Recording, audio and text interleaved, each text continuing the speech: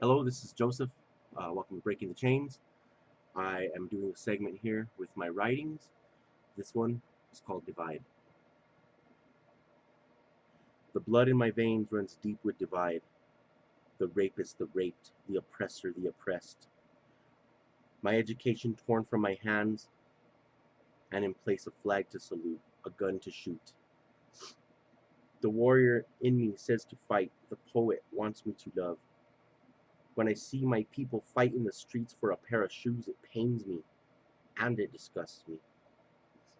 When the vato down the street pushes the dope on the kids to feed his kids, I am again torn. The law, follow the law of hypocrisy.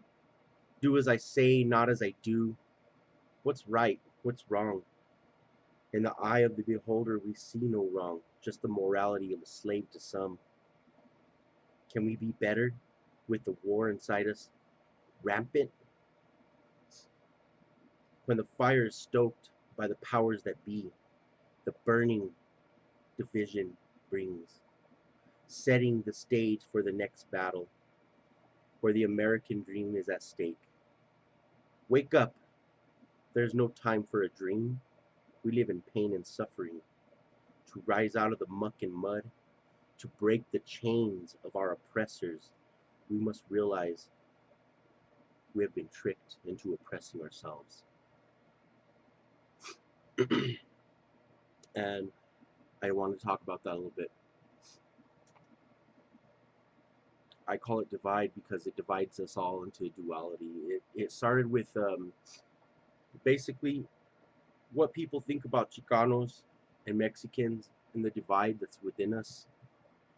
And I was raised uh, two different ways, really.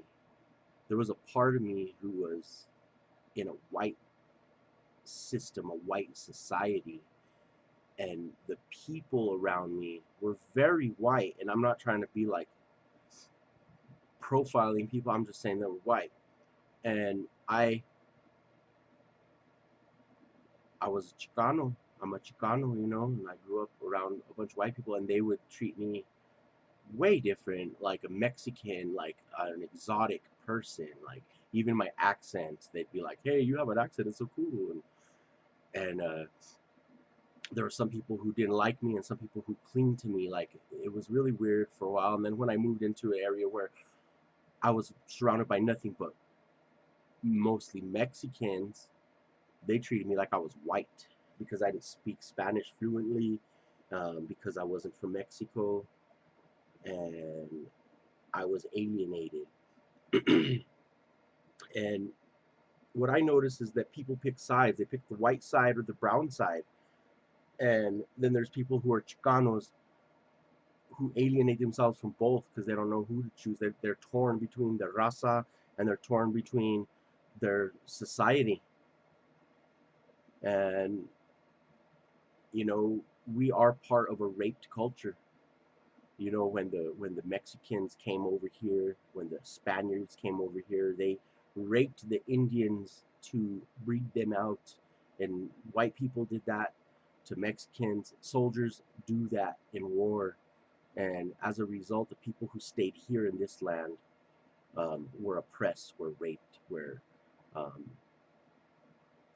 treated as second-class citizens for a very long time, and as a result, we were forced a language of English down our throat.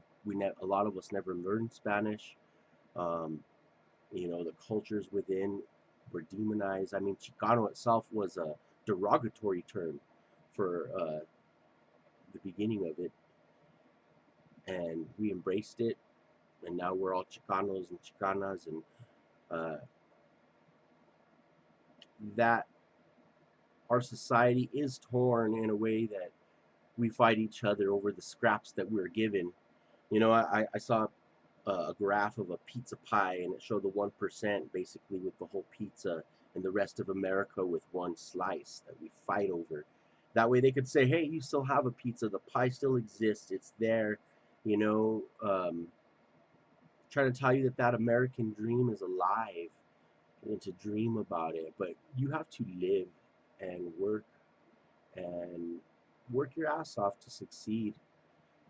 No matter what, no matter what your belief, you have to work hard. Like if you believe in a social society, you still have to work hard. If you believe in your individualism, you have to work hard. It's not like one side or the other gets the freaking they get the say on who works hard and who doesn't, because it's proven fact that the people who work hard, you know, they are the ones who are producing. Now, they don't always get their product or get their they don't always get the rewards of what they're reaping or whatever. They don't reap the rewards. They are often oppressed and stolen of the things that they get. Like that's how I look at wage slavery today, you know, where you have people busting their ass to make a scrap wage, while the people who own the property are basically reaping the benefits, and they aren't physically working hard. They're just smarter in order to manipulate you. Um, so there's different levels of that. Anyway, yeah, my poem here is called Divide.